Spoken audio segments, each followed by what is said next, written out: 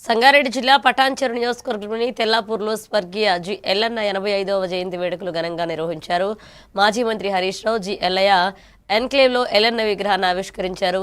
ఎల్లన్న నిజాయితీ నిబద్ధత కలిగిన నిస్వార్థ నాయకుడని కొనియాడారు. ఆయన వర్ధంతి నాటికి 12 అడుగుల భారీ కాంస్య విగ్రహాన్ని ఏర్పాటు చేస్తామని ప్రకటించారు.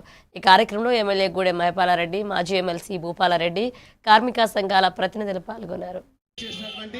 పెద్దలు గౌరవనీయులు మనందరి ప్రియతమ నాయకుడు కోరుతా ఉన్నాం. జోహార్ ఎల్లన్న, జోహార్ ఎల్లన్న, జోహార్ తెలంగాణ ఉద్యమకారుడు ఎల్లన్న, జోహార్ ఎల్లన్న.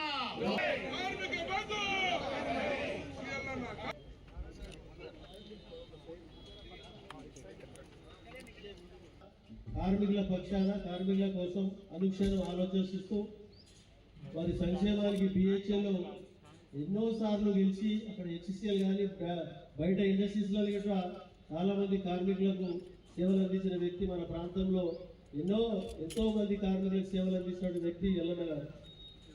ఆయన ఈరోజు 85వ జయంతిని పురస్కరించుకొని ఆయన విగ్రహావిష్కరణ చేయడం అనేది బాధాకరంగా ఉన్నది, సంతోషంగా ఉన్నది. ఇది నువ్వు తెప్పియాల్సిందే అని ఎల్లన్న సోమరెడ్డి మా మైపాల్ పట్టుబట్టి ఆ రోజు నాతోని ఆ కాలనీ ఫైనల్ లేఅవుట్ తెప్పియడంలో నిజంగా ఎల్లన్న దండాడింది.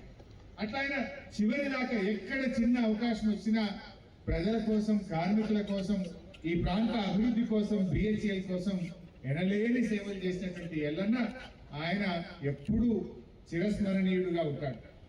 శారీరకంగా లేడేమో కానీ BHL ఉన్నంత కాలం ఎల్లన్న పేరు ఉంటుంది, కార్మికుల గుండెల్లో ఉంటాడు.